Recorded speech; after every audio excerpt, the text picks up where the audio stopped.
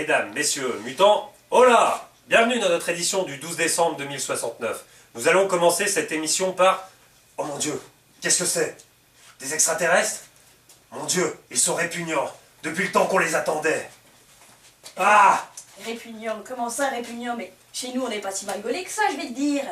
Pitié, ne nous tuez pas! Mais on veut pas vous tuer, mais qui sont cons ces humains. Non mais s'il y a bien une planète qu'on voulait éviter, c'est bien la vôtre. Non parce que la connerie humaine, je vais te dire, c'est connu dans toutes les galaxies. Là. Mais qu'est-ce que vous nous voulez alors? On est venu juste passer une annonce. On est tombé en rade avec notre vaisseau près de Ouagadougou, mais là-bas, pas une seule pièce de rechange. Walou, walou. Ils voulaient nous remplacer notre moteur, le M312, avec un moteur de 4 ailes.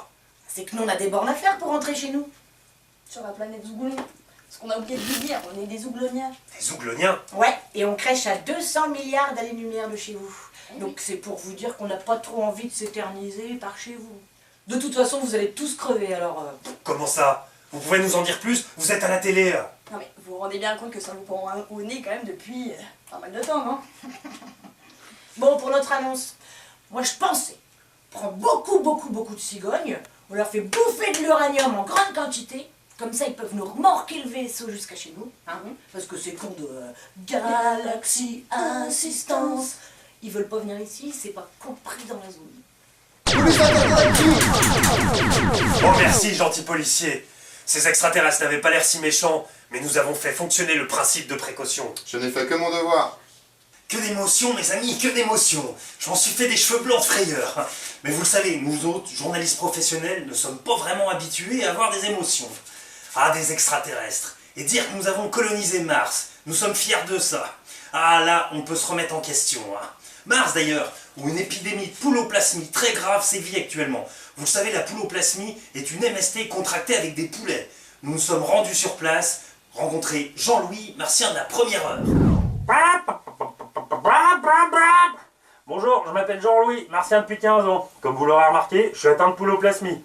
C'est parce que sur Terre, j'avais pris trop de radiation à cause de l'explosion de la centrale de Fessenheim là, en 2046. Là. Oh, excusez-moi, c'était une mouche, je peux pas résister quand je vois ça. Alors ce qui s'est passé, c'est soit je crevais sur Terre, soit je venais sur Mars. Alors j'ai pas hésité, hein, j'ai fait partie des colons martiens, hein, en quelque sorte, on peut le dire. Hein. Mais ces enfoirés, hein, quand on est arrivé, ils nous ont largué à 10 avec 50 poulets comme nourriture et démerdez-vous là. Ah, on l'a eu un peu en travers, hein, ça j'aime autant vous le dire. Hein. Puis bon, après à force, on a bâti, on a fait notre vie. Mais bon, on a eu un souci, c'est qu'on n'avait pas de femmes. Ah, ils voulaient pas nous envoyer des femmes de la Terre. Alors bon, j'allais quand même pas me taper le gros Dédé, là, un collègue pionnier, là. Ah bah lui, avec les radiations, il a eu un pénis qui a poussé à chaque épaule. Ah, je peux vous dire, il avait quand même une allure de con. Hein. Ah, il a fallu adapter ses t-shirts. Hein. Alors ce qui s'est passé, c'est que j'ai dû me rabattre... sur Gigi, là, un beau poulet de Bresse de 3 ans là, que j'avais rencontré, quoi. Très sympathique, hein, au demeurant. Hein. Mais le problème, c'est qu'il m'a filé sa putain de maladie, là. Ah bah, c'était foudroyant, hein. En 3 semaines, j'ai eu cette gueule de con, j'ai perdu mes dents et j'ai eu des plumes. Ah, ça fait un peu chier, quand même, hein. Bah,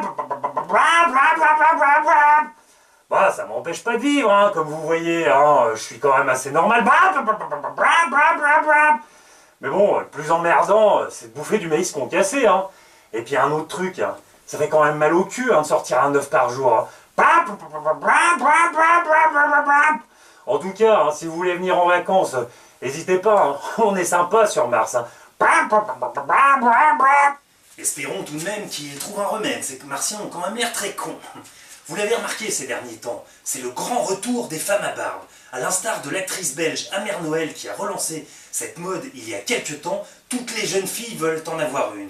Nous sommes allés rencontrer ces farouches partisanes du poil pour qu'elles nous expliquent leur engouement. Coucou mes petits chopinous, moi c'est Priscilla, j'ai 16 ans et je suis une femme à barbe. J'ai dû manger un paquet d'hormones pour en arriver là, mais maintenant je suis une bombasse. T'as vu ça, hein? Une vraie bombasse.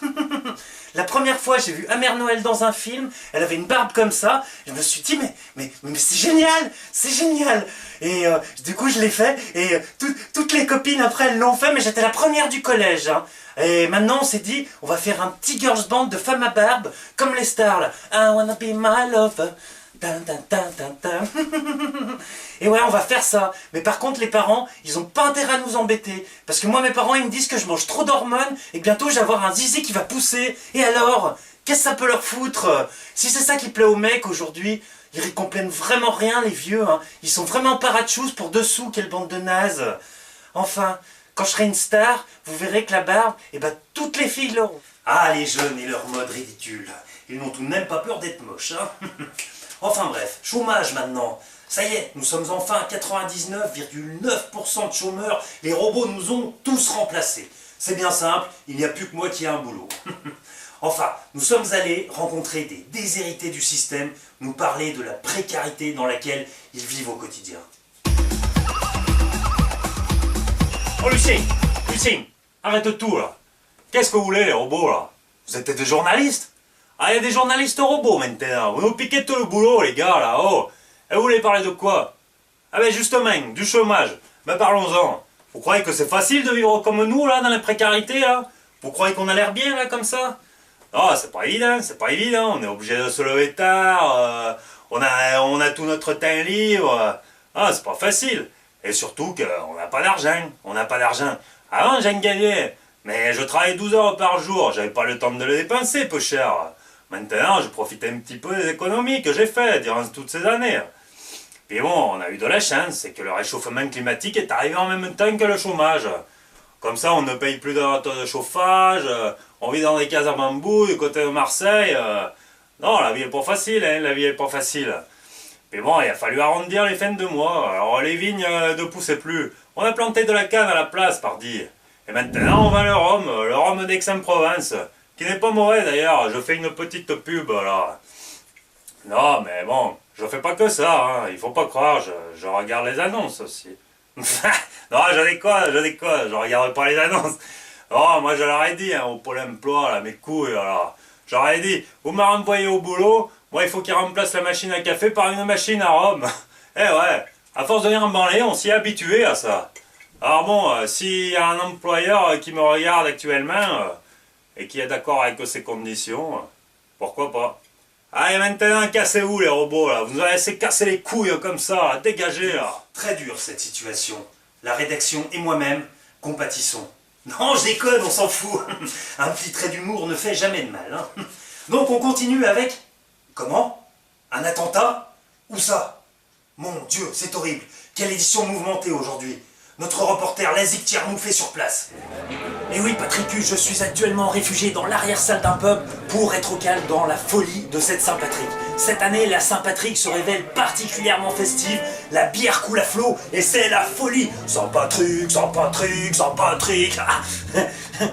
Hein? Comment? Ah, je dois couvrir les attentats? Ah, vous faites chier là, c'est toujours moi qui me tape les sujets de merde là. Je commence à en avoir marre là, putain, j'étais à la Saint-Patrick, là, je devais couvrir la Saint-Patrick, vous faites chier là. Bon bah, s'il faut le faire, on va le faire, mais putain, vous nous emmerdez quoi. Bah allez, je vais torcher ça vite fait, comme ça je pourrai aller retorcher la Guinness pour la Saint-Patrick, Saint-Patrick, Saint-Patrick. Bon, un peu de sérieux. Enfin, vous m'enlèverez ça au montage, hein. Hein? Ah, on est en direct? Oh putain, les mecs, vous auriez pu me prévenir là. Bon allez, on y va. Et oui, Patricus, j'étais en train de couvrir les événements de la Saint-Patrick, Saint-Patrick. Non, j'arrête, virez-moi pas, c'est bon. J'étais donc en train de couvrir les événements de la Saint-Patrick et de faire mon travail de journaliste, quand soudain, une odeur pestilentielle nous est arrivée dessus. Ne sachant ce que c'était, et n'écoutant que mon courage de journaliste, je me suis rendu à même pas 500 mètres du pub où je suis actuellement. Et là, la nouvelle est tombée. Un crime ignoble a été commis.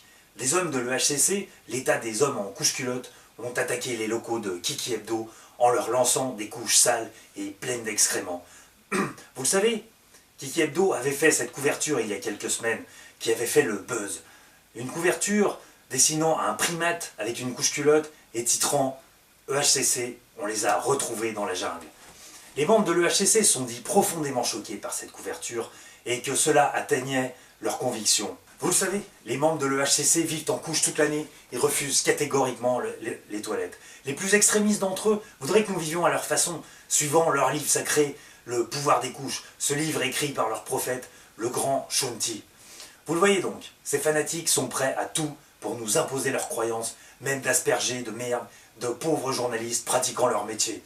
Mais qu'ils le sachent, nous pouvons le dire solennellement aujourd'hui, jamais ils n'arrêteront l'esprit de la « sans Patrick, sans Patrick, sans Patrick ». Tout à fait, Lazic, en ces moments difficiles, nous sommes tous sympathiques. Mais on me signale que leur chef, le dénommé Chouf-Macouche, a posté un message sur les cyber-écrans de nos proto-lunettes de communication. Regardons-le ensemble.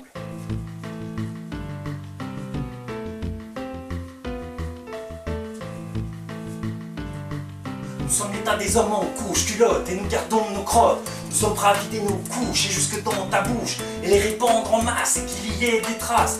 Ceci n'était qu'un avertissement, nous voulons que tout le monde porte des couches et ce tout le temps. Et ouais, car c'est écrit par notre prophète le grand gentil, ceux qui l'insulteraient seront punis. Attention peuple, vous êtes dans le déni des textes sacrés, cela ne peut plus durer. Sachez que nous punirons tous les impies qui vont aux toilettes faire pipi. Vous devez rester en couche et accepter les mouches.